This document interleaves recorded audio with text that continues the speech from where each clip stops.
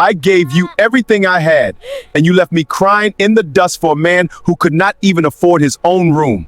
Dad, please, you don't understand. Sir, I can explain. They say that the heart is a stubborn thing.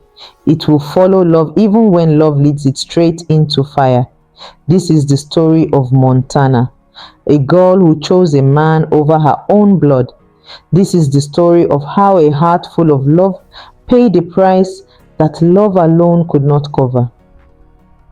In the busy town of Nnewi, where the air smelled of palm oil and red clay dust, people knew two things about the Okafor family. They knew Chief Okafor had money, and they knew he had two daughters who were nothing alike. The first daughter was Montana. If Montana was still water, she was the kind that runs deep and quiet.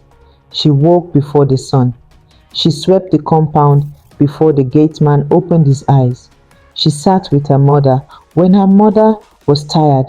The women in the market said Montana had the kind of heart that God keeps for special use. Gentle, steady, full. But Chief Okafor had a second wife who watched Montana the way a farmer watches a fruit tree before harvest. Mama Blessing was not Montana's mother, and she had her own daughter, Sadie, who was everything Montana was not. If Montana was still water, Sadie was rain that falls sideways and gets inside your house even with the windows shut. She was loud, where Montana was quiet, careless, where Montana was careful. She liked fine things but did not like the work that comes before fine things. And Mama Blessing loved her with the kind of blind love that makes a mother defend a child who does not deserve it. For years, the two girls lived under one roof. They shared a table. They shared the Okafor name. But anyone watching could see they were not living the same life. Montana was carrying the house on her back, and Said was standing on Montana's back to reach higher shelves. Chief Okafor was not a wicked man, but he was a busy man. And busy men often miss what is happening right inside their own walls. Then the year Montana turned 24, a man named Korede came. And everything quiet in Montana began to move. Korede was from Lagos. He came with a rented car, a good smile, and the kind of confidence that makes you think a person has already figured out life. He met Montana at a cousin's wedding and asked for a number before the rice was served. Her family did not like him. Chief Okafor said the boy had no people they could trace. Mama Blessing said his shoes were too new to trust. Even Montana's own mother held her daughter's hand one evening and said, "My daughter, love is not enough food to eat." But Montana had already decided. And that decision was the first step down a road nobody in that compound was ready for. Korede did not come with land. He did not come with a family name that opened doors in Nnewi. But he came with something that felt bigger than all of that to Montana. He made her feel seen. He called every evening. He remembered small things, the name of her mother's favorite song, the way Montana took her tea. He sent her voice notes at midnight that made her press her phone to her chest and smile at the ceiling. My people, have you ever met someone who felt like the answer to a question you did not even know you were asking? That is what Korede was to Montana, and that is a dangerous thing. 3 months after the wedding where they met, Korede came to the compound with his uncle and 2 older men from his side.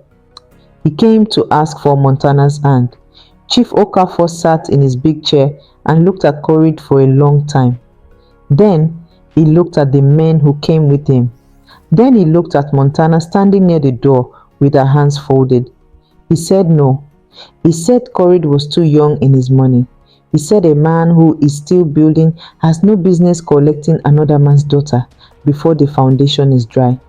Mama Blessing did not say a word, but the smile she hid behind her wrapper said everything. Montana heard her father's answer. She nodded. She went to her room. She locked the door. And that night she called Korede and told him to come the following Saturday morning with his car. My people, when a quiet woman makes a loud decision, What do? Drop your answer in the comments and carry someone along. Or tell them to subscribe so they do not miss what happens next. Now here is where the story takes a turn, my people. Montana did not sneak out in the middle of the night like a thief. No.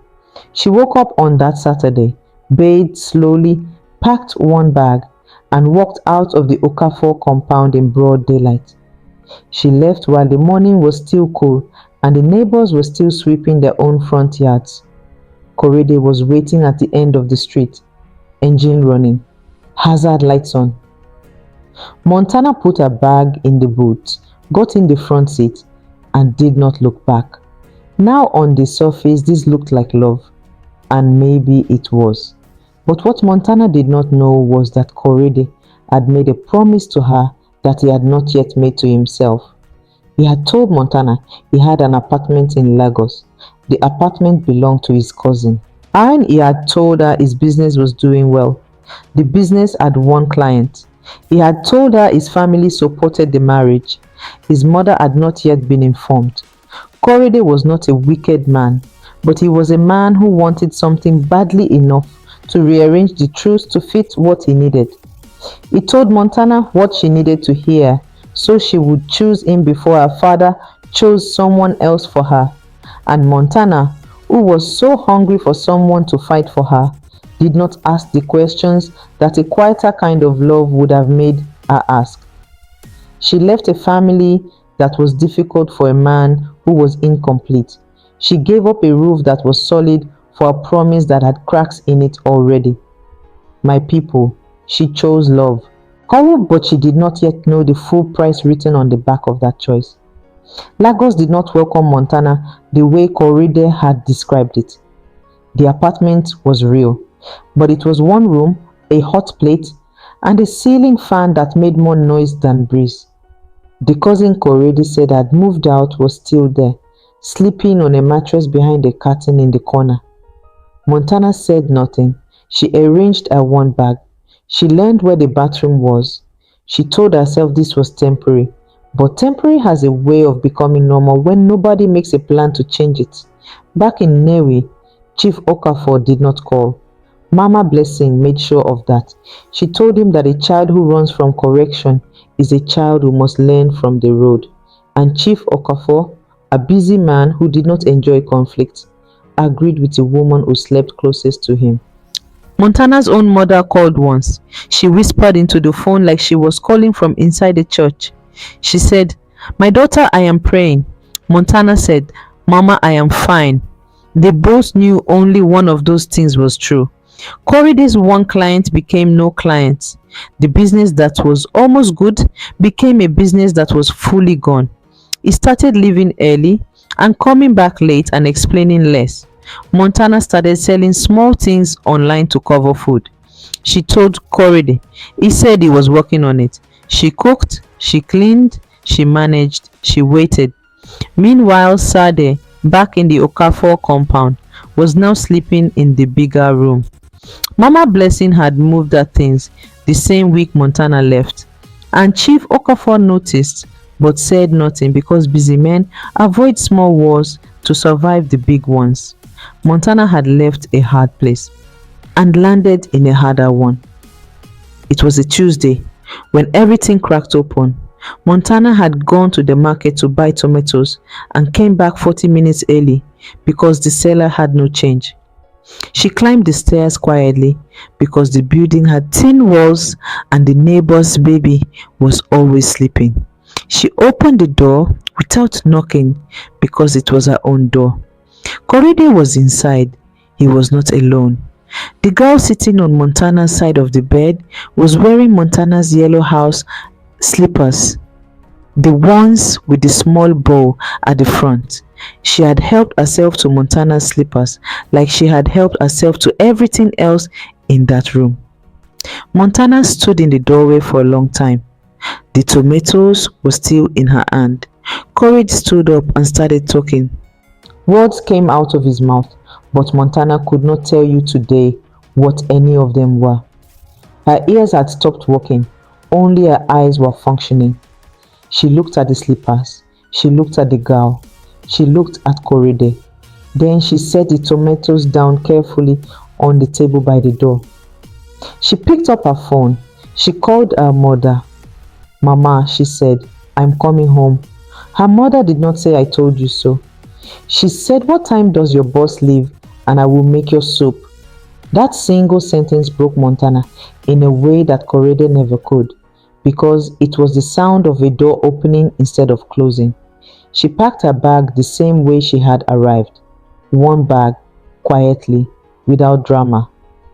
Korede was still talking when she walked out. The girl in the yellow slippers watched from the bed and said absolutely nothing.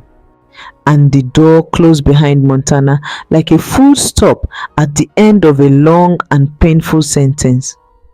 Montana came home on a Wednesday evening when the sun was already low and the compound was quiet. She did not bang the gate. She knocked twice, soft, like she was asking permission to return to a place that still had her name on it. Her mother opened the gate before the gateman could reach it. No words were exchanged in that first moment. Just arms, just the specific silence that only exists between a mother and a daughter who have both been through something they cannot fully explain. Chief Okafor saw Montana at dinner. He did not make a speech. He pulled out her old chair and pushed it forward. That was all. In some languages, a chair pushed forward is an entire apology. Mama Blessing said nothing, but her face said that she had not expected this outcome and was not happy about it. Sade looked at Montana across the table and for the first time in her life said nothing sharp or clever. Because there are some returns that silence even the loudest mouths. My people, this is what Montana's story teaches us. Love is not wrong. Love is one of the most right things in this world. But love that asks you to destroy every bridge behind you before it has built you a new place to stand is not love. It is fear wearing love's clothes. A man who is ready will not ask you to choose between him and your peace. He will walk until he becomes your peace. Montana learned this the hard way, but she came back. And coming back took more strength than living ever did. Now, my people, here is your question for today. What is the difference between a man who loves you and a man who simply needs you? Drop your answer in the comments because some of the responses will shock even me. If this story touched something in you, like this video and subscribe so you do not miss part 2. Because what happens between Montana and her father after this night and what Korede does when he realizes what he lost is something you are not ready for.